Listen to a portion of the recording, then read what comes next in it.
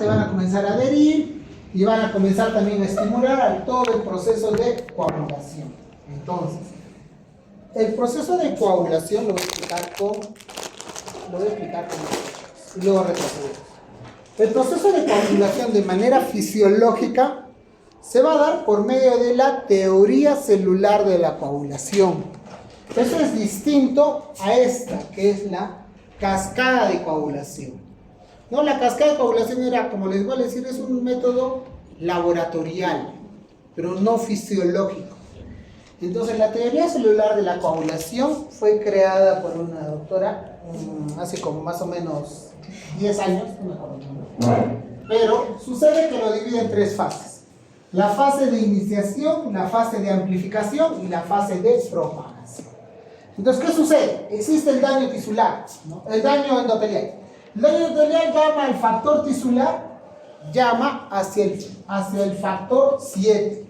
El primer factor que se une al proceso de coagulación fuera el factor tisular es el factor 7.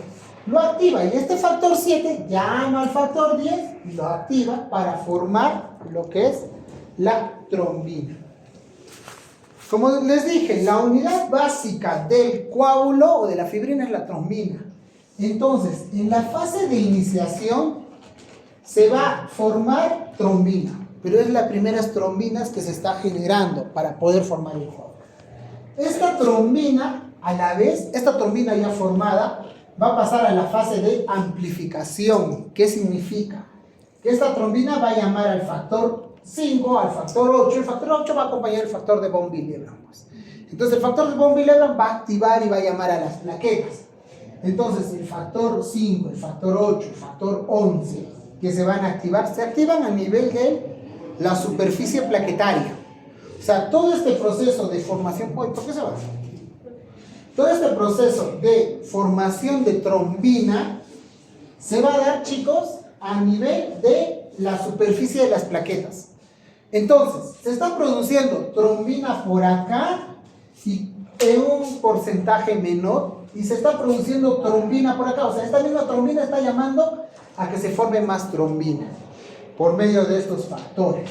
Entonces, el 90% de toda la trombina que tenemos del coágulo se va a formar por la fase de amplificación, o sea, en la superficie de las plaquetas. Ahí actúan los factores de coagulación. Por eso es importante, o aquí es importante, las plaquetas para el proceso de formación del coágulo. Por eso cuando un paciente está sangrando, ¿qué observamos? El nivel de plaquetas y el perfil de coagulación. ¿Me entienden? Porque si no hay plaquetas, no hay donde formar trombina. ¿Me entienden? Ahora, entonces ya se ha formado trombina de acá y se ha formado trombina de acá. Entonces esto se adhiere. Es la fase de propagación y se unen todos, ¿no? Como que se agarrasen de la mano todas las trombinas. Se agarran de las manos todas las trombinas y viene el factor 13, que no está acá. Viene el factor 13 y estabiliza el coágulo. Esa es la función del factor 13, estabilizar ese coágulo que todavía, o sea, esa unión de las trombinas la solidifica. Y a esa trombina se comienzan a agregar pues las plaquetas y otros factores. Ahora, entonces chicos, después del proceso de la ruptura que hay en el daño endotelial, estamos volviendo a la primera, llaman al factor tisular y a la vez también llaman a lo que es las plaquetas para formar adherirse y también formar todo este proceso de coagulación que ya les expliqué. Y comienza a formarse lo que es la trombina o esa malla de fibrina, ¿no? Y a esto también se adhieren las plaquetas. Ahora, viene el factor, como ya les dije, esta trombina se une, y viene el factor 13 y lo activa y se endurece y se forma una sola malla de fibrina. En resumen. ¿Me entienden? Ahora, y eso se llama fibrinólisis, pues, ¿no? O sea, ya se adhiere y se forma un solo coágulo. Hasta ahí, ¿me han entendido? ¿Se entiende todo el proceso fisiológico de la coagulación o quieren que lo vuelva a explicar? Perfecto, porque pueda que les entre su examen. Ahora.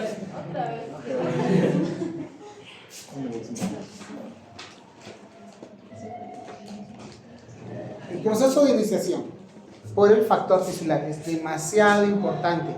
Es la alarma de formación del coágulo, les vuelvo a explicar. Entonces el factor tisular hace la alarma y viene como que el factor 7 dice, oye, ¿qué ha pasado? ¿No? Y lo activa el factor 7. ¿Para qué? Para que el factor 7 llame al factor 10 y lo active. Y ahí se forme la primera trombina. Las primeras trombinas que se están generando es por la fase de iniciación. Pero esta trombina es muy poco como para que forme pues todo el coágulo.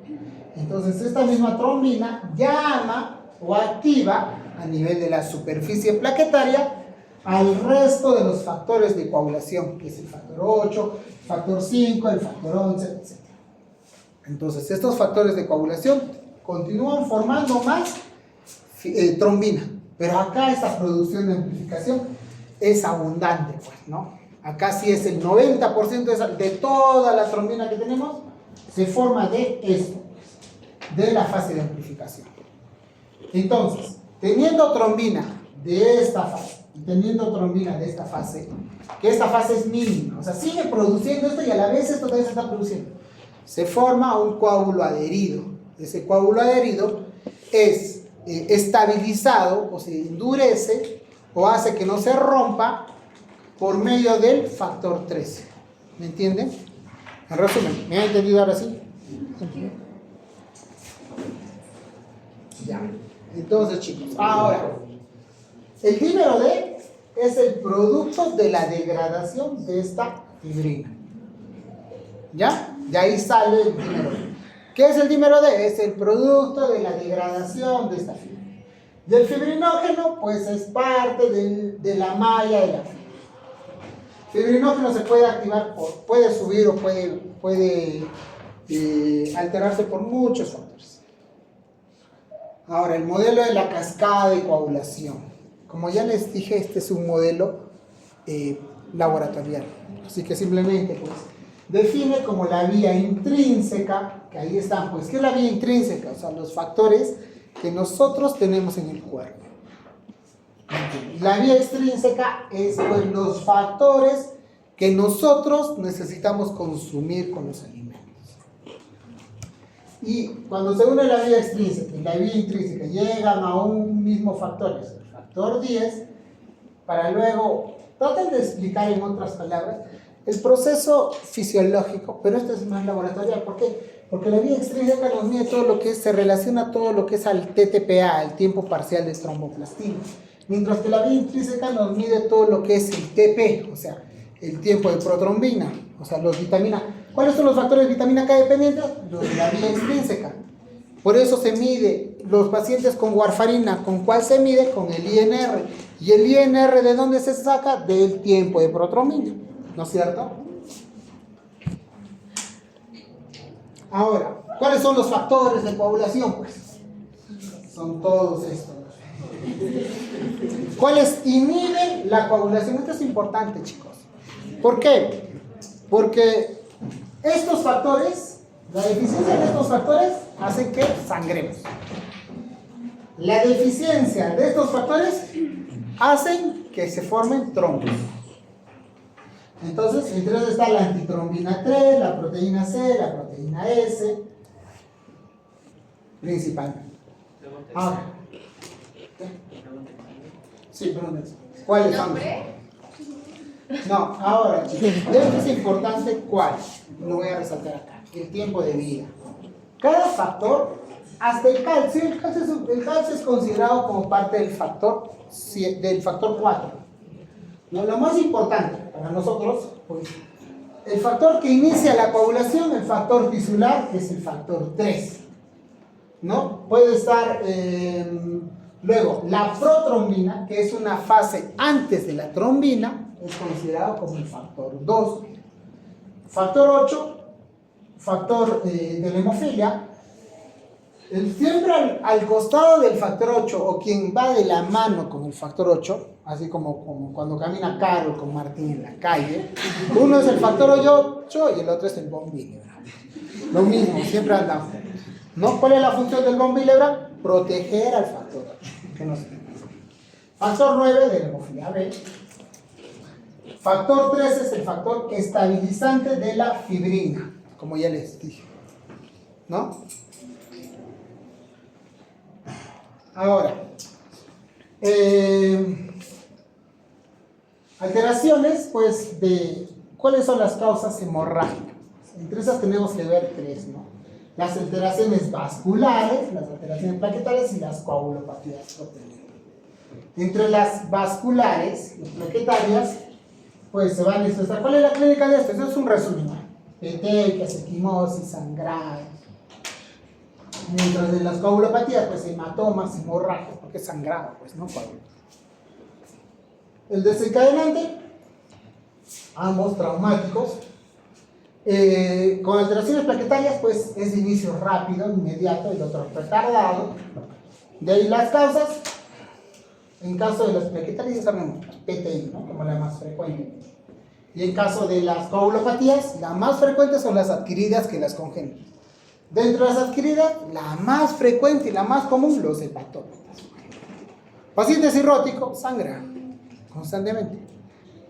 Las hepatopatías, cualquier hepatopatía nos altera todo el proceso de coagulación. ¿Por qué? Porque ¿dónde se almacenan los factores de coagulación? En el hígado. O sea, el hígado es el laboratorio de nuestro cuerpo. Sí, agredir es penado, ¿no? Los factores, o sea, en resumen, un paciente hepatópata tiene alterado casi todo. Así que cuiden su hígado, chicos. Ahora el perfil de coagulación, en resumen, la lectura del perfil de coagulación. Para nosotros ver un perfil de coagulación, está incluido acá lo que es, primero, el recuento plaquetario. Recuento plaquetario, menos de 150.000 a 400.000 o a 450.000. Es lo mismo. No, ya sabemos leer, ¿no? Menos de 100 a 150.000 puede ser una pseudotrombocitopenia o hasta una trombocitopenia leve, ¿no? Ahora, de 50.000 a 100.000 una trombocitopenia moderada, de 20.000 a 50.000 severa, o bueno, hasta 10.000 a 50.000 severa, menos de 10.000 profunda. No. Ahora, lo que nos importa es eso en la coagulación, que esté baja. No nos importa que esté alta, pues, ¿no? Porque alta puede ser pervertido por muchas cosas. Ahora, otro importante, el TTPA. El TTPA nos mide lo que es la vía intrínseca. ¿Qué factores están en la vía intrínseca? Me hacen dudar ustedes, se pasan. El factor, la vía intrínseca, el 8, el 9, el 11, el 12, ¿no? Esto se activa por proceso por medio del calcio. Ahora, estos factores, la vía intrínseca se relaciona con alteración del TTPA. Si solo se altera el TTPA, vía intrínseca. Estos son los factores que se pueden estar alterando. ¿Ok? Es difícil. Vía extrínseca, los vitamina K dependientes. El 2, el 5, el 7 y el 10. El 10 no es, la vía MEDIC no dice que es el 10. Usted dijo el 9, doctor. No, yo dije 9. Sí. Recién. Dijo 2, 7 y 9. 2, 5, 7 y 10. Ya. Entonces retiro lo dicho, chicos. No se molesten. Ahora, el fibrinógeno. Otro. ¿Por qué ya les toco de todo el perfil de coagulación? ¿Por qué ya les toco lo más frecuente? Porque ahora ya es automatizado, chicos. Antes, ¿cómo medían el tiempo de coagulación? ¿No? O el tiempo de sangría. Pues, hacían un pinchecito en la oreja y contaban cuántos segundos y en cuánto se coagulaba. Ah, se coaguló en 15. Normal. Pero en este caso ya todo es automatizado. Entonces, ¿qué es lo que nos bota la máquina? Pues el tiempo de protrombina, que ustedes tienen que saber qué nos indica. El tiempo parcial de tromboplastina, que nos indica. Ahora, por lógica, el INR, que el INR es un índice, es índice internacional de ratio, algo así, que es la relación del TP alterado con un TP universal, ¿no? Y por último, el fibrinógeno. El fibrinógeno, como ya hemos visto, es parte pues de la degradación también de la fibrina, ¿no es cierto? Entonces, chicos, el fibrinógeno se va a elevar por un montón. En esta semana que ustedes se estresan, les aseguro que se eleva su fibrinógeno. ¿Me entienden? Pero lo que nos importa a nosotros es la hipofibrinogenemia. La hipofibrinogenemia, chicos, nos va a generar un sangrado. Menos de 150, alto riesgo de sangrar. Menos de 100, tenemos que pasarle plasma o crioprecipitados porque su fibrinógeno en cualquier rato el paciente nos va a sangrar. Entonces es demasiado importante ver siempre el fibrinógeno. Muchas veces consideran, cuando se alarman, ¿no? Los colegas cuando pues ven fibrinógeno en 600, 700, se va a relacionar con una trombosis. No es necesariamente así, ¿no? Sí, una trombosis puede tener hiperfibrinogenemia, sí, pero no una hiperfibrinogenemia es indicación de trombosis. ¿Me entienden? Esto puede elevarse por muchas cosas. Ahora, bueno, el factor 8 el resto.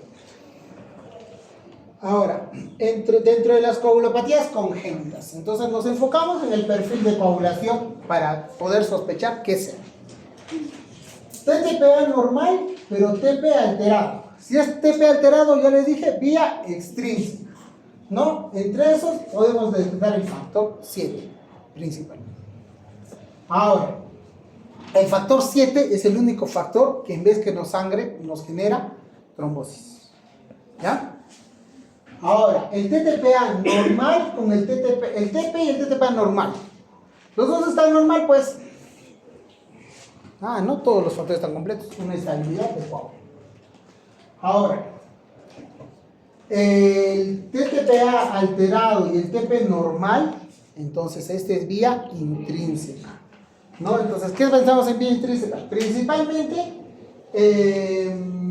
hemofilia. La hemofilia es la que genera, es la más frecuente que genera una prolongación del TTPA.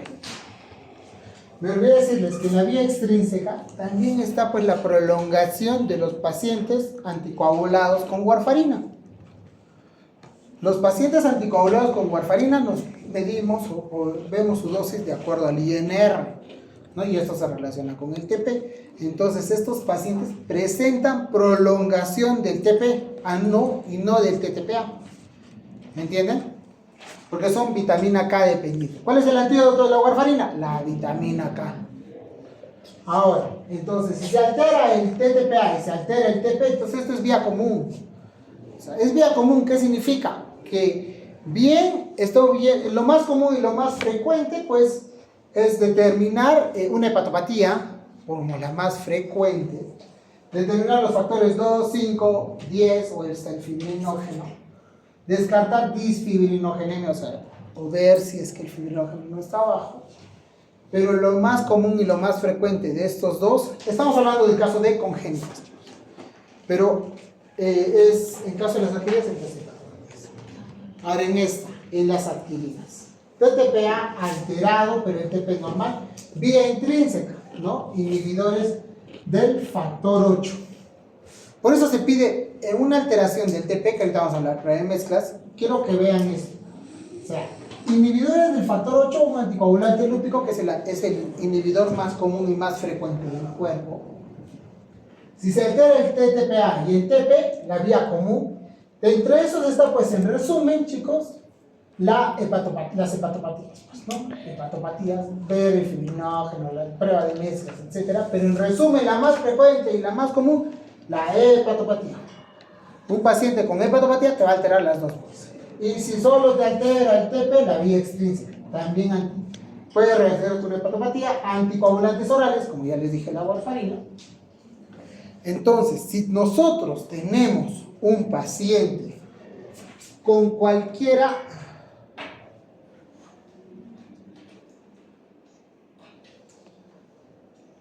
Ya está acá, pero ya igual, para que veamos la secuencia. Si nosotros tenemos un paciente con coagulopatías, sea el TP o el TTPA prolongado, o una de las dos o las dos, tenemos que pasar al siguiente paso, que es una prueba de mezclas. ¿Por qué? Como ustedes han visto, el TP o el TTP se pueden alterar por deficiencia de factores, ¿no es cierto? Entonces, ¿qué es la prueba de mezclas? La prueba de mezclas, chicos, es una prueba de laboratorio donde pues se hace la mezcla del plasma del paciente alterado con un plasma normal, se llama pool, ¿no? O sea, este plasma normal tiene pues los factores de coagulación completos, porque es un perfil de coagulación normal, mientras que este es nuestro perfil de coagulación alterado. Se mezclan, se coloca 50% de uno, 50% del otro, se vuelve a mezclar y se vuelve a cursar un nuevo perfil de coagulación. Entonces, acá vemos, ¿corrige o no corrige? ¿Qué significa eso? Se toma el nuevo perfil de coagulación y dices, bueno, ahora sí el perfil de coagulación se ha normalizado. O sea, mezclando el del alterado con el otro, se ha normalizado. Y indica que corrige. Prueba de mezclas corrige. ¿Qué significa? Que hay deficiencia de factores. ¿Por qué? Porque estos factores del paciente del pool, que estaban normal, le han complementado al que tenía deficiente. Y se ha normalizado el perfil de coagulación. Pero si es que la prueba de mezclas no corrige, o sea, ¿qué significa? Que de repente este paciente sí tiene perfiles de coagulación, pero lo que está viendo es que hay un inhibidor, o sea, que hay un inhibidor que está bloqueando la acción de los factores de coagulación.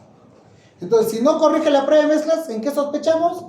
En un paciente que pueda tener inhibidores, y para eso ya se le hace otros estudios. ¿Por qué les digo esto que es importante? ¿Por qué? Porque si un paciente corrige su prueba de mezclas, yo le puedo transfundir plasma fresco congelado y el paciente va a parar de sangrar porque le estoy pasando factores de coagulación. Pero si es que a este paciente no corrige, aunque le pase plasma fresco, igual va a seguir sangrando. ¿Me entienden? ¿Me han entendido la prueba de mezclas? ¿Sí? Es muy importante que conozcan, sí, es una prueba actual o actualizada, sí, es demasiado importante.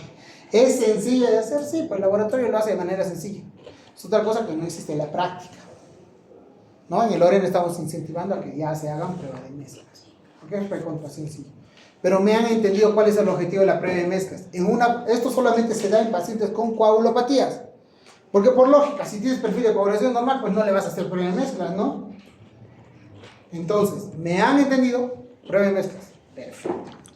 Ahora pasamos, chicos, a la definición de coagulopatía. La coagulopatía va a ser todo un grupo heterogéneo de enfermedades que cursan con diátesis hemorrágica o alteraciones hemorrágicas. ¿Ya? Entonces, esto se va a producir por la alteración de las proteínas plasmáticas, entre esos los factores de coagulación, de los cuales va a generar una alteración de hemostasia primaria, la coagulación o la deficiencia de los factores hasta la fibrinosis, pues, ¿no? Entonces, estos trastornos pueden llevar a que se presenten sangrados intensos, prolongados después de una lesión o pueden iniciarse de manera esporádica. Clasificación: coagulopatías congénitas y adquiridas. Congénitas, sabemos, ¿no? Lo hereditario. Lo adquirido, lo que lo vamos a tener de lo que éramos normal, no podemos captar, ¿no? Entre esas están las cuantitativas y las cuantitativas. Vamos a ir por congénitas. La más frecuente es la enfermedad de von Willebrand, la hemofilia A, la hemofilia B. Otras menos frecuentes, pues está la deficiencia o alteración del fibrinógeno, las alteraciones del factor 5, 7, 10. Yo tenía una paciente de la residencia que tenía deficiencia del factor 10 en los sangrados. Dentro de las adquiridas, pues la deficiencia de la vitamina K, ¿no? La enfermedad del pacto celular o la hepatopatía, la coagulación intravascular diseminada, que es una complicación muy frecuente, ¿no? La amiloidosis, anticoagulantes, etc. Entonces, el diagnóstico. Primero, una historia personal, por lógica hay que saber, ¿no? Si es un paciente con sangrado, porque el objetivo de estos pacientes es el sangrado, o sea, por eso se presentan, por los moretones el sangrado. Entonces, historia personal, pues, ¿no? Sospechar de una paciente de von Willebrand, joven, con su menarquia, con menstruaciones abundantes, ¿no? Con una hipermenorrea.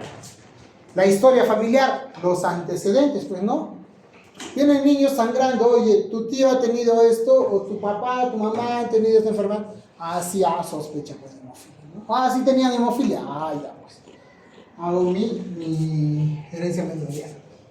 Manifestaciones hemorrágicas, examen físico y pruebas de laboratorio.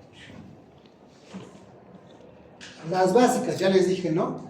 El TP, el TTPA como principal, porque eso nos va a medir, va a ser el reflejo de la cascada de coagulación, como ya les dije. Las específicas, pues, ¿no? Cuantificación de factores, lisis de coágulo, placa de cuantificación de plasma. Esto ya es exámenes más específicos, de acuerdo a lo que estamos sospechando.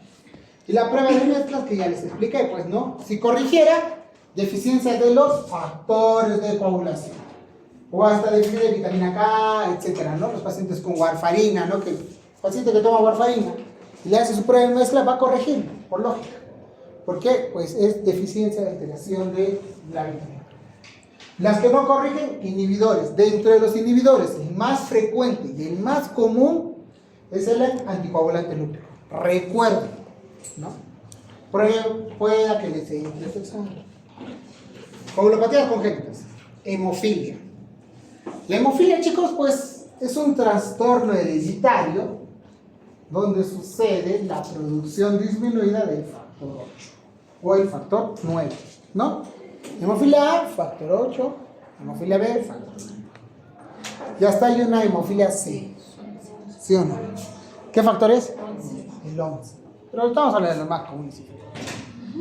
Ahora, se va a dar, ambos trastornos se van a dar ligados al cromosoma X.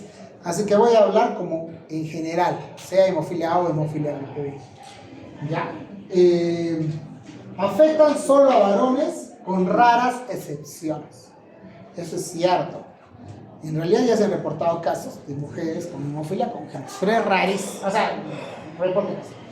La deficiencia del factor 8 se presenta entre el 80 y 85% de los casos y el factor 9 entre el 15 al 20%. O sea, ¿cuál es más frecuente? El A.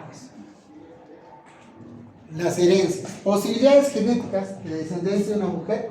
Solo la mujer portadora no hace la enfermedad. Y el varón es sano o enfermo. Pero no existe un varón portador. ¿Por qué? Por esto. Por esto. Primero el primer ejemplo. Mujer portadora.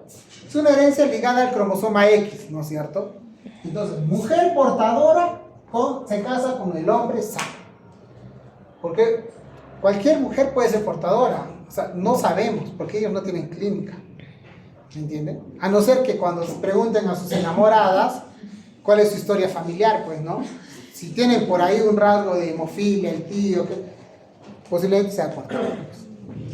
Ahora, una mujer portadora, chicos, pues esta probabilidad es para cada gestación. No es porque voy a tener 4 hijos, 2 van a ser varones, 2 mujeres, uno sano, uno no. Esta probabilidad es para cada gestación. ¿Por qué? Porque a ustedes les van a preguntar en algún momento, doctor, yo estoy gestando, soy portadora, o no sé, tengo la posibilidad de ser portadora.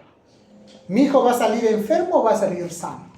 Si es varón, ¿mi hija va a salir sana o va a ser portadora? Si es mujer, no lo sabemos. Entonces, en este caso, si la mamá es portadora y el papá es sano, haciendo el cruce mendeliano, en caso de las hijas mujeres, 50% de que sea portadora y 50% de que sea sana. Es una probabilidad. Pueda que sea sana o pueda que sea portadora. Y en caso del varón, 50% de que sea hemofílico y 50% de que sea sano. Es otra probabilidad. O sea, no si ella tiene dos. No si ella tiene 2 hijos varones, uno tiene que ser sano y el otro hemofílico. No, los 2 le pueden salir hemofílicos. O los 2 le pueden salir sanos. Ahora, ¿qué pasa si la mamá es sana y más bien se enamora de un hemofílico? ¿No? O sea, ahí sí puede. Hay hemofílicos que tienen sus hijos. Entonces, si la mamá es sana y el paciente es hemofílico, pensemos en lo siguiente. ¿Cuál es la probabilidad? Porque igual la mamá te va a preguntar lo mismo. ¿Cuál es la posibilidad de que mi hijo sea enfermo igual que el papá? Entonces, en caso de mujeres, 100% de que las hijas sean portadoras. Si es hija mujer, va a ser portadora siempre.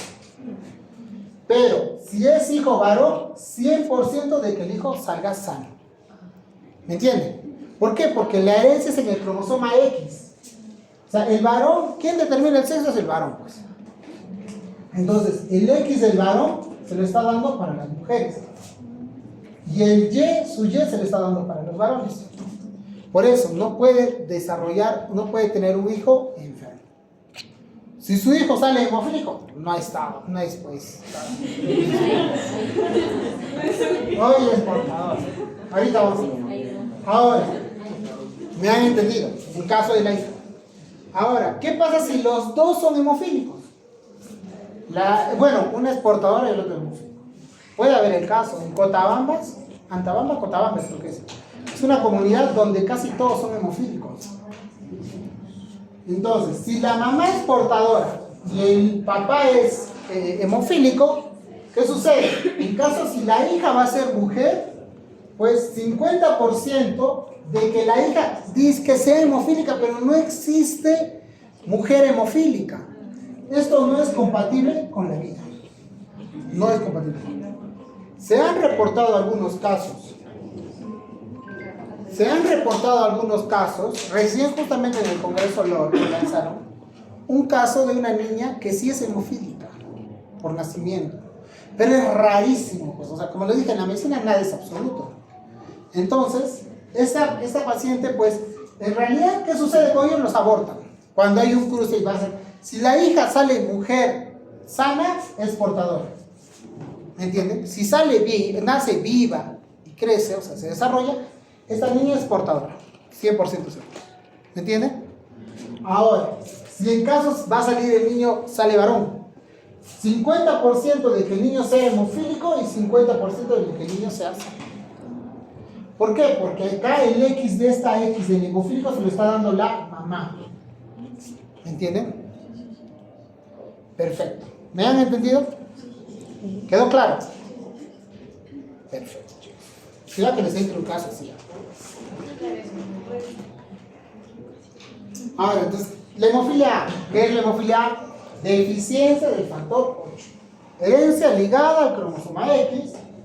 El gen que codifica el factor 8 está en el extremo del brazo largo del cromosoma X.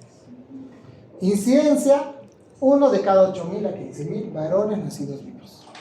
Porque estamos hablando de hemofilia, pues, ¿no? O sea, ¿quiénes van a desarrollar la hemofilia? Los varones. Ahora, el factor 8. ¿Qué es el factor 8? Pues este va a ser, su síntesis va a ser en el hígado, vaso, riñón y linfocitos. Pero con mayor porcentaje en el hígado. Circula formando el complejo factor 8, factor de von Willebrand. ¿No es cierto? Tiene un tiempo de vida de 12 horas. Eso es muy cierto. Disminuye a las 2 horas y a las 4 horas en ausencia del factor de von Willebrand. Y no atraviesa la barrera placentaria. Eso es importante. ¿Ya? Ahora, hay la diferencia con la hemofilia B. La hemofilia B, también llamada como una enfermedad de Christmas, secundaria igual a la deficiencia del factor 9. También herencia ligada al cromosoma X. O sea, cualquiera de los dos esquemas, las herencias que hemos hecho, pues van a ser por, sea hemofilia A o hemofilia B, va a ser igual, es lo mismo. La incidencia es de 1 de cada 25.000 a 30.000 varones nacidos vivos. El factor 9 igual es una síntesis en el hígado. Para su expresión final requiere de la carboxilación de la vitamina K de P. Por eso esta parte dentro de la vía extrínseca, pues, ¿no? ¿Sí o no? Tiempo de vida media de 18 a 42 horas. Un tiempo de vida media consideramos nosotros de 24 horas. O sea, tiene mejor tiempo de vida que el factor 8. ¿Por qué?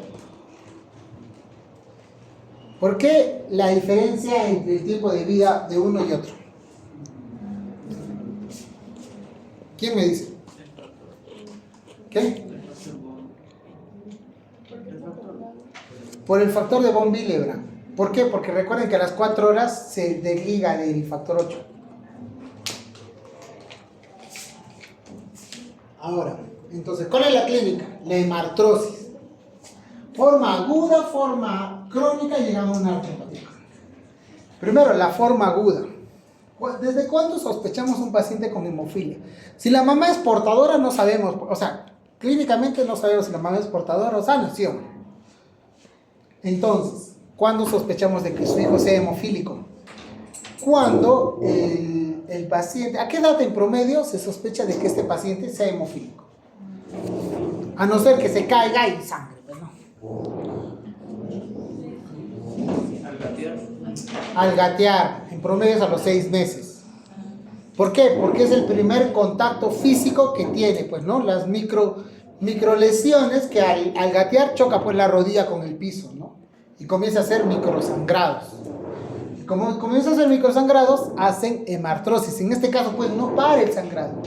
Y hacen hemartrosis, hacen un dolor leve a nivel inicial, luego cambia a un dolor intenso con hinchazón de la articulación, disminución del volumen por lógica, porque si es una hemartrosis es un sangrado a nivel articular, la sangre irrita, entonces no puede hacer un movimiento, ¿no? Y rubor y tensión, como podemos ver acá, una hemartrosis. Esto es una hemartrosis hemofílica. Ven este aumento de volumen en comparación al otro. Dolor intenso, demasiado intenso, porque es irritativo. Esta hemartrosis, de manera consecutiva, genera una sinovitis crónica. ¿Qué es una sinovitis crónica? Inflamación, pues, de las cápsulas a nivel de las rodillas, ¿no? Y por ende genera un engrosamiento de estas cápsulas. Y genera una reacción inflamatoria, pues, ¿no? Ahora, ¿cómo se diagnostica ecográficamente?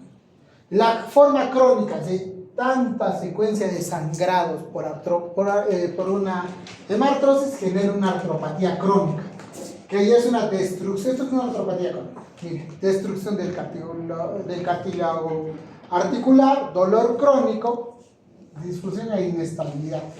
A esto llegan los hemofílicos. Esto es una artropatía crónica. O sea, si el paciente no recibe su profilaxis, hacen muchos microsangrados, llegan a esto. El objetivo es no llegar a esto. Orden de frecuencia: rodillas como más frecuente, luego codos, tobillos, caderas y muñecas. Ahora, las otras presentaciones: hematomas intramusculares. Ese es cierto. Pacientes de un momento a otro hacen hematomas en el psoas, hacen principalmente lesiones o hematomas a nivel de la pantorrilla, el psoas, como ya lo dice, en el antebrazo. Pueden causar una pérdida sanguínea abundante, eso es muy cierto. Hacen un síndrome compartimental, comprimen los nervios, es una compartimental. La hemorragia del sistema nervioso central, esto es común. ¿Por qué? Porque es la causa de muerte de un hemofílico. Hay hemofílicos que, en mi sede era el hospital de referencia de la hemofilia. Y llegaban pacientes que, jugando fútbol, se han muerto. ¿Me entienden? Por sangrado, o sea, están prohibidos de jugar fútbol, de hacer esas actividades de choque, ¿no? Ahora, y hacen esas hemorragias. Una hemorragia cerebral y mueren. Ahora, en las hemorragias retroperitoneales o retrofaringeas, que es poco frecuente, pero sí, pueden sangrar en cualquier lado, chicos. O sea, la hematuria, que es muy común la hematuria. Pero en este caso, pues el tratamiento es distinto, porque esto les da factor 8 e hidratación, porque orinen. Estas son las formas de localización, como ya les dije, en resumen de lo que hemos hablado. Igual, la hemartrosis, quiero que recuerden siempre que la hemartrosis es la presentación clínica más frecuente de los hemofílicos, la hemartrosis. Pueden llegar hasta, en caso de los sangrados intramusculares, hasta un síndrome compartimental. Pues, ¿no? Los hematomas. El hematoma en el psoas, que es otro sangrado común y frecuente. Laboratorio. La causa, pues, es, primero vamos a tener la prolongación del TTPA, ¿no es cierto? En caso de la hemofilia A. Ahora, y que es corregido al agregar plasma normal o la prueba de mezclas. ¿Por qué? Porque es deficiente del factor 8. Entonces, si este está alterado y le haces la prueba de mezclas, tiene que corregir y se normaliza. Ahora, los demás tiempos de coagulación son normales. Lo que les expliqué hace rato. ¿No es cierto? Cuantificación, el diagnóstico es cuantificando el dosaje del factor 8 del factor 9. Los valores normales de estos factores es de 50 a 150, como normal. O sea, nosotros tenemos entre 50 a 150 de porcentaje, o a 100%. Ahora, pero si fuera alterado, o está alterado el dosaje del factor 8, ahí se mide, se da la clasificación, si es un hemofílico leve, moderado o severo. Primero leve, de 60 a 40, algunos dicen de 60 a 50, normal. No, es un paciente que literalmente pueda que sangre o que haga su vida de manera normal, porque tiene un buen porcentaje de factor que le puede ayudar a controlar el sangrado. Son hemorragias secundarias a traumatismos o cirugías. Salud. Las hemartrosis espontáneas son rarísimas, o sea, porque tiene un buen porcentaje de factor que le puede ayudar. Solamente se le da factor 8 si se va a exponer a una cirugía. El moderado, de 1 al 5%. Entonces, igual, estas hemartrosis espontáneas esporádicas pueden presentarse, ¿sí? Con un traumatismo fuerte. Estos pacientes solo se les da factor 8 condicional a sangrado. Y la grave o la severa, que es lo mismo, que sin menos del 1%, sí, pues, es toda la clínica que hemos presentado, ¿no? Dentro de las tres, ¿cuál es la más frecuente? La severa, que es la más frecuente. Ahora, detección de portadores. Esto en un mundo civilizado se hace, ¿no? Pero en nosotros no. ¿Se puede hacer por cuantificación de la actividad biológica del factor? Sí. Por estudios genéticos, sí, para saber, pues está en el brazo largo, el cromosoma. O modo más seguro de identificar al portador es conocer el defecto, la lesión o mutación. Pero esto se puede dar como un diagnóstico prenatal. Actualmente acá no se hace. Así que no sabemos quién es portador y quién es congénito. O sea, quién es portador y quién es anormal, ¿no? Ahora, tratamiento. No usar aspirina o inyecciones intramusculares. ¿Por qué no la aspirina? ¿Por qué? ¿Qué? Hablen fuerte. Porque genera, la aspirina pues es gastroerosivo, o sea, es bien, puede generar úlceras, puede generar sangrado. No inyecciones intramusculares, por lógica, no. Tratar rápidamente la crisis hemorrágica, eso es muy cierto. Colocar factor 8 de inmediato. Enseñar al paciente a aplicarse el concentrado de factor. Eso también es importante. Los hemofílicos, o sea, es una persona que literalmente sabe que él solito se tiene que colocar bien endovenoso su factor 8. Planificar las cirugías son procedimientos totalmente de acuerdo. Ahora, la desmopresina. Recuerda que el von Willebrand actúa pues con el factor 8. Esto ya no se utiliza, pero se utilizaba antes como soporte, o sea, no es curativo, no es que te asegure que no sangre, no te asegure coagulación, no. Pero sí, la desmopresina tiene como medicamento de estimular a aumentar la concentración del factor del von Willebrand. Y por ende, al jalar von Willebrand, jala pues el factor 8. Pero lo más importante es el concentrado de factor, que es el mejor tratamiento de reposición. La primera generación es el estabilizador con la humana, la segunda es probablemente el factor 8. El recombinante humano, que tiene un tiempo de acción mayor prolongada, y actualmente es poco probable la transmisión de infecciones virales. ¿Por qué? Porque antes que salga este concentrado de factor 8, esto es una terapia biológica. O sea, ¿qué significa? Antes de que se cree esto, chicos, la única forma de controlar sangrados era transfundiendo plasma fresco congelado. Porque el plasma fresco congelado es el concentrado pues, de múltiples factores de coagulación. Pero acá los hemofílicos, cuando les transfundían, algunos pues adquirían VIH o adquirían hepatitis B. Y hubo ahí denuncias bien grandes, ¿no? Soy hemofílico, ahora también tengo VIH. ¿Me entienden? Entonces, se creó ahí el complejo de factor 8.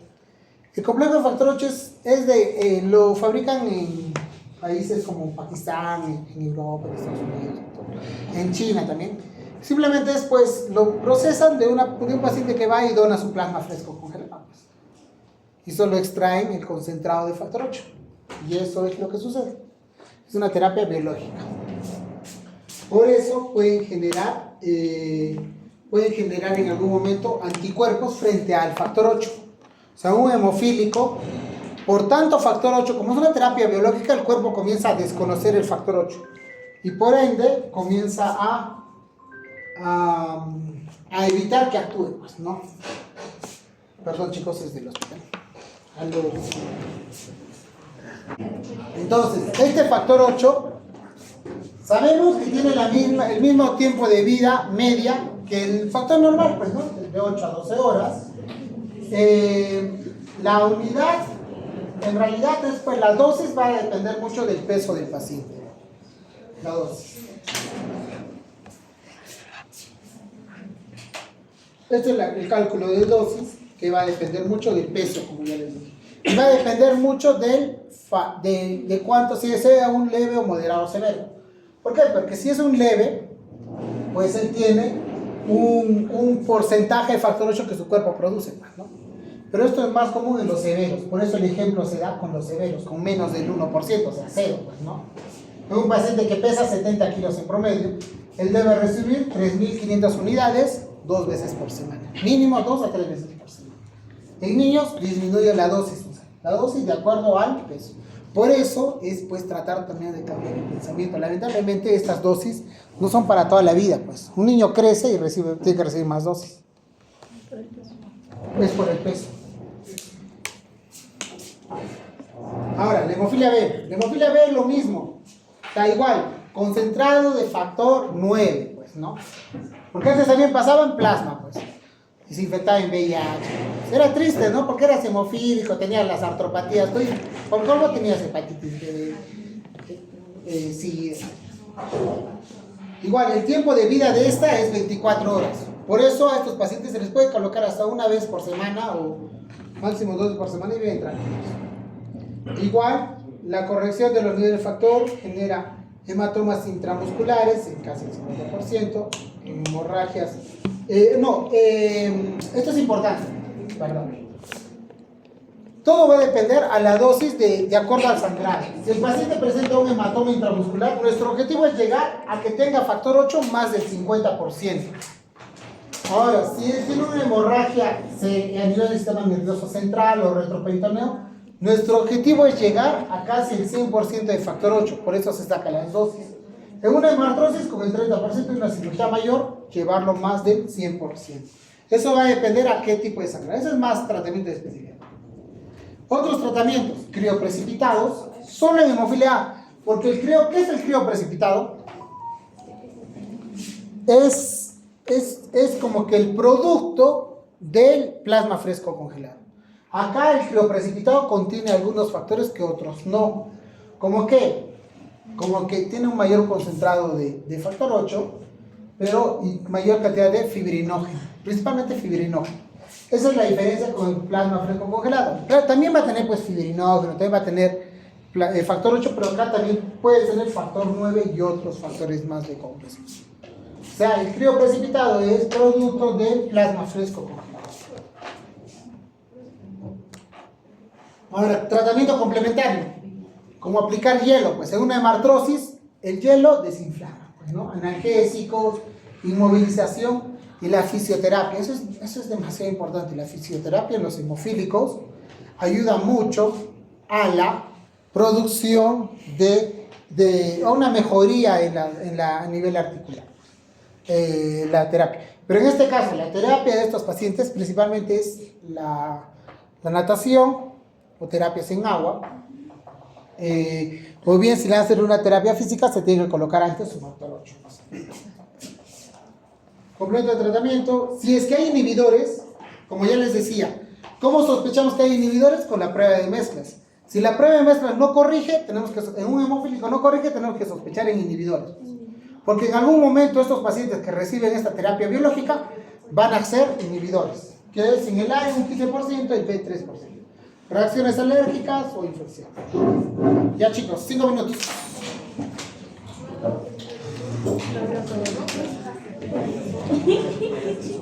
Wow, 5 minutos chicos para acabar, nos falta.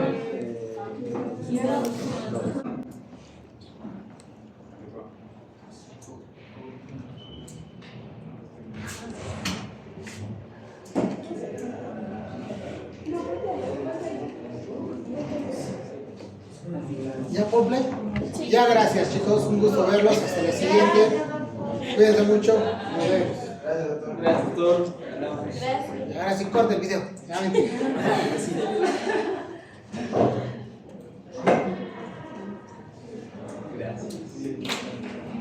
Ya, von Willebrand, para avanzar.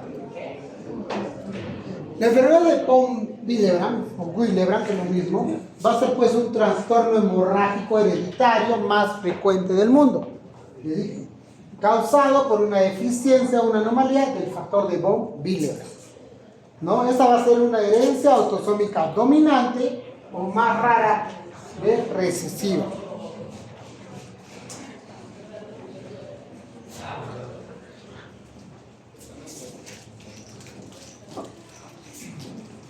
¿Ya? 5 minutos, chicos, era. Entonces, ¿qué es el factor de von Willebrand? Recuerden, ya puse play, no te preocupes. Es una proteína plasmática aquí, chicos, de gran tamaño que tiene la función de la adhesión plaquetaria. O sea, ya les digo un inicio, ¿no es cierto? Tiene la función de jalar a las plaquetas. Constituye una proteína de transporte para el factor 8, o sea, protege el factor 8. El gen del factor 8 está ubicado en el brazo corto del cromosoma 12. Es más frecuente que sea autosómica dominante que recesiva, pero las dos pueden ser. Se sintetiza en células endoteliales y en los megacariocitos. Ahora, como ya les dije, ¿no? Tiene la función de activación plaquetaria. Esto va a estimular la adhesión o agregación plaquetaria por medio del factor 8, o sea, que va a estimular o se une la glucoproteína 2A1B y al complejo glucoproteína 2B3A, que está ubicado a nivel de las plaquetas. Recuerdan que esta unión por este complejo glucoproteína 2B3A destruye también las plaquetas. Ya, nos están saboteando. Recuerden que esta unión, chicos, también influye mucho en lo que es la destrucción de las plaquetas. Entonces, todo esto actúa a nivel de la superficie plaquetaria. Esta va a estimular, estabiliza el factor 8 en la circulación. Es un reactante de fase aguda, sí, pero no es constante medir, pues no, o sea, tenemos otros. Aumenta en el embarazo, el uso de estrógenos, ejercicio reciente, hipertiroidismo, uremia, hepatopatías, etc. Dentro de la clasificación, la más frecuente y la más común, hay 3 tipos de von Willebrand. El tipo 1, que es la deficiencia cuantitativa. El tipo 2, que se da en un 75% de los 3 tipos.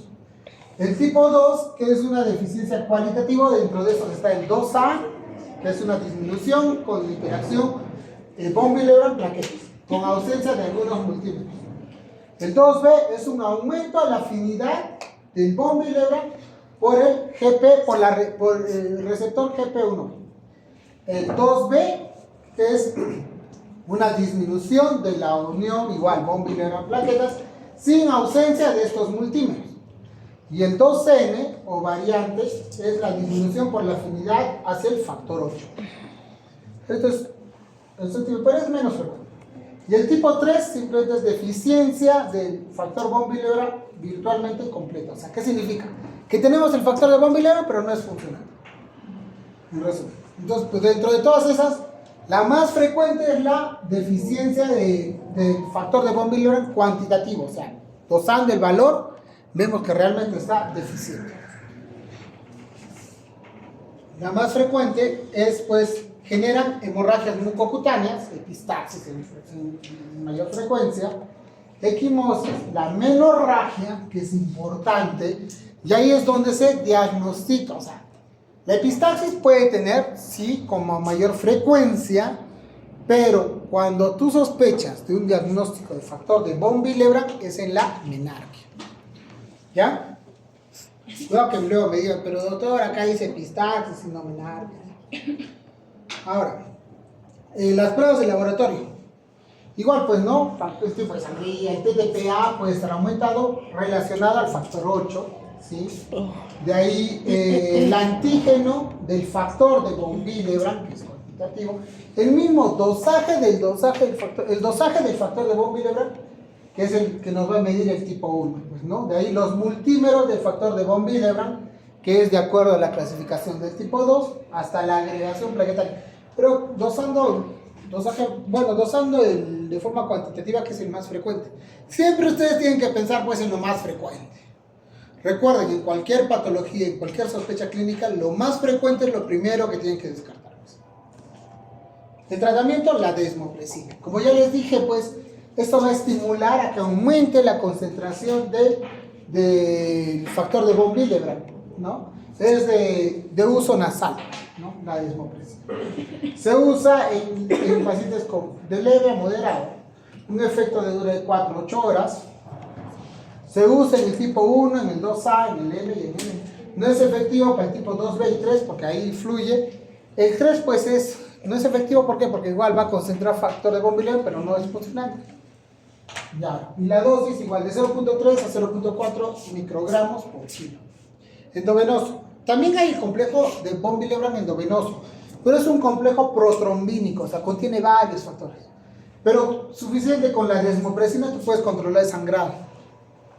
Y ya no es tan necesario utilizar el otro.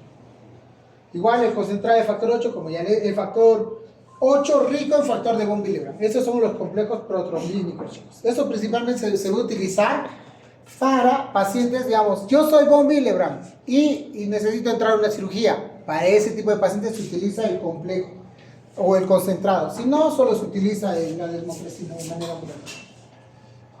Los crioprecipitados, igual, si es que no tenemos el complejo protrombínico o el complejo rico en factor de von Willebrand, se utiliza el crioprecipitado. Ya, en resumen, hasta ahí, ¿alguna pregunta en coagulopatías congénitas? ¿Me han entendido? Perfecto. Vamos a las adquiridas. De entre las adquiridas, chicos, hay un montón de causas de coagulopatías. Entre esas son las coagulopatías por consumo, como el SID, pues, ¿no? Luego el aneurisma aórtico, el hemangioma, nefropatía, etc. ¿Qué significa por consumo? O sea, que por cualquier situación de estrés, de infección, etc., se consumen las plaquetas, se consumen los factores de coagulación, el fibrinógeno. Defectos de síntesis, entonces está la deficiencia de la vitamina K, uso de cefalosporina, la hepatopatía crónica, inhibidores adquiridos, entre ellos está pues la hemofilia adquirida, la enfermedad de von Willebrand adquirida, la del factor 7, 5 o el 2 adquirido. ¿Qué es adquirido? O sea, que por algún motivo, algún antecedente, algún familiar o algo expuesto pueda que desarrolle una enfermedad congénita pero con inhibidores, ¿no? Y deficiencias complejas como el mieloma múltiple, las cirugías cardíacas, trasplante hepático, etc. Pues todo nos puede generar coagulación. Lo más importante es el SID. El SID pues, va a ser un síndrome adquirido trombohemorrágico con una activación intravascular incontrolada de la coagulación y alteración de la fibrinólisis. O sea, ¿qué significa? Que acá, como su nombre lo dice, es una activación intravascular no controlada y es difícil de controlar. Si un paciente les hace SID, o sea, va a sangrar, le pasas plasma, le tienes que pasar plasma, o si tienes los complejos protrombínicos, que ahora es más fácil de controlar, le colocan. Pero es como que un caño abierto así a maíz. Lleva al depósito masivo de fibrina en la microcirculación y daño orgánico.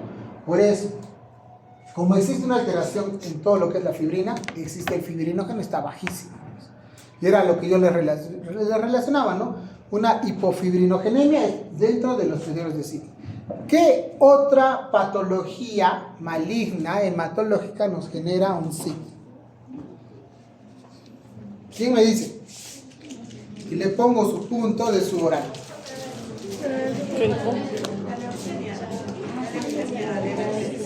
¿Cuál? ¿La cuál? La promielosita. ¿Usted ya tiene punto año? No. Ah, ya. No puedo colocar más dos.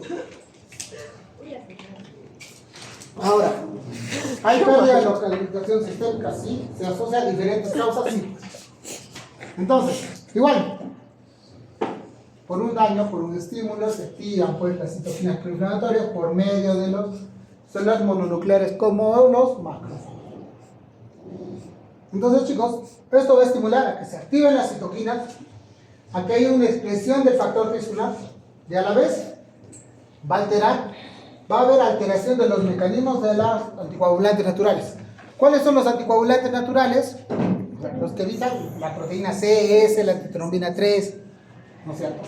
Y va a haber a la vez una inhibición de la fibrinólisis.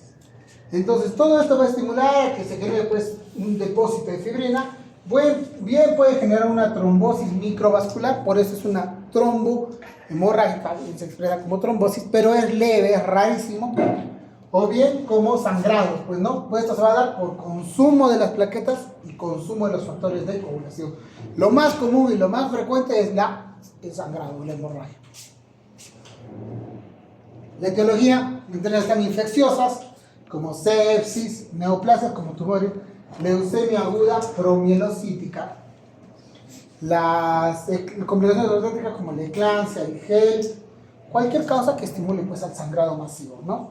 Necrosis tisular como el traumatismo craneoencefálico, reacciones inmunológicas como una incompatibilidad transfusional, mordeduras de serpiente, etc. Hay muchas causas que estimulen al ciclo.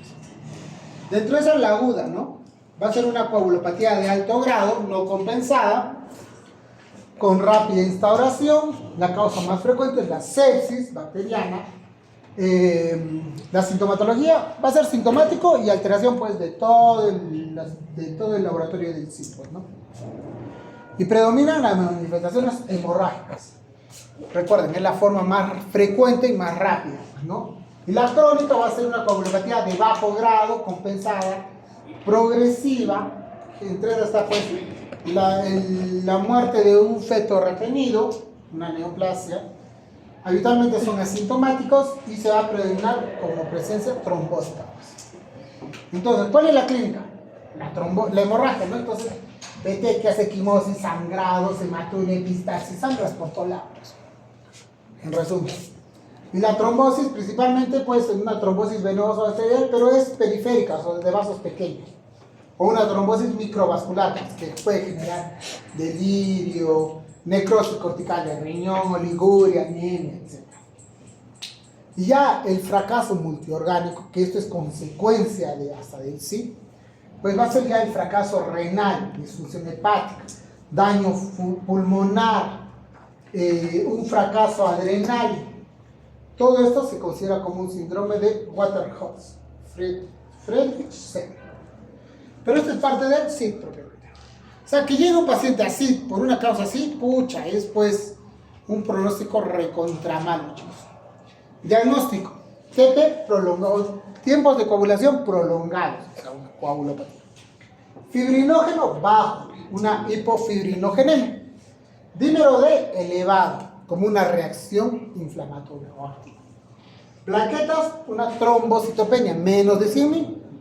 ¿Puede generar una anemia hemolítica microangiopática? Sí, pues, con presencia de quistocitos, pero poco frecuente. Pero sí puede. Recuerden los diagnósticos de un SID. Si ustedes ya tienen plaquetas bajas y hipofibrinogenia y ya hay una coagulopatía, ya piensen en un SID. O alto riesgo de que sea así.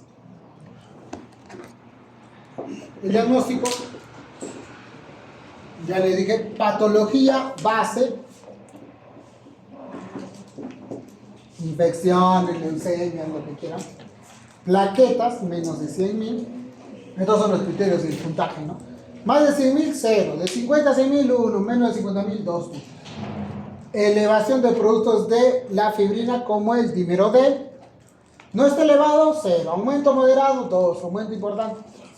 El fibrinógeno, menos de 1, o bueno, de 1 gramo, o menos de 100. Mayor a 100 y menor a 100. Menor a 100, un punto, mayor a 100. Y en los tiempos del TP, ¿no? Menos de 3 segundos, 0. De 3 a 6, 1. Más de 6. 2 puntos. Menor a 5, un SID que no manifiesta, ¿no? Mayor a 5 puntos, compatible con eso. Tratamiento. Corrección de la base, de la enfermedad básica.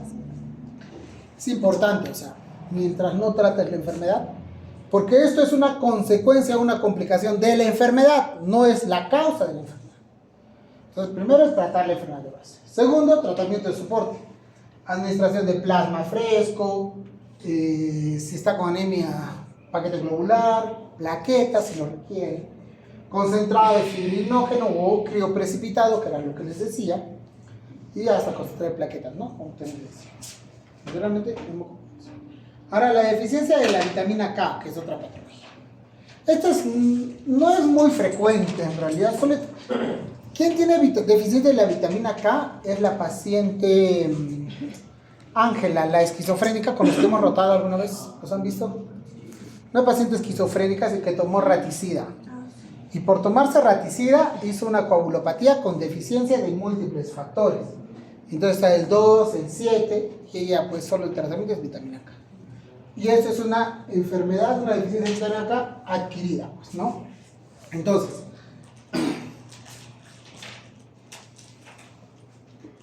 esta se va a dar, literalmente, pues va a tener varias formas, ¿no? Propiamente deficiencia de la vitamina K, por deficiencia de aporte de la vitamina K, como una enfermedad hemorrágica del recién nacido, dietas carenciales o antibióticos de amplio espectro que generan una inhibición de la absorción. Luego, deficiencia de la absorción de vitamina K, que entre esas está pues síndrome de mala absorción, enfermedad celíaca, enfermedad inflamatoria intestinal, etc. Fibrosis, colangitis biliar, atresia biliar, todo lo que va a estimular pues a una mala absorción de la vitamina K. Y ahora, y la tercera pues, son los antagonistas de la vitamina K, como fármacos anticoagulantes, ¿no? Y las cefalosporinas, en resumen.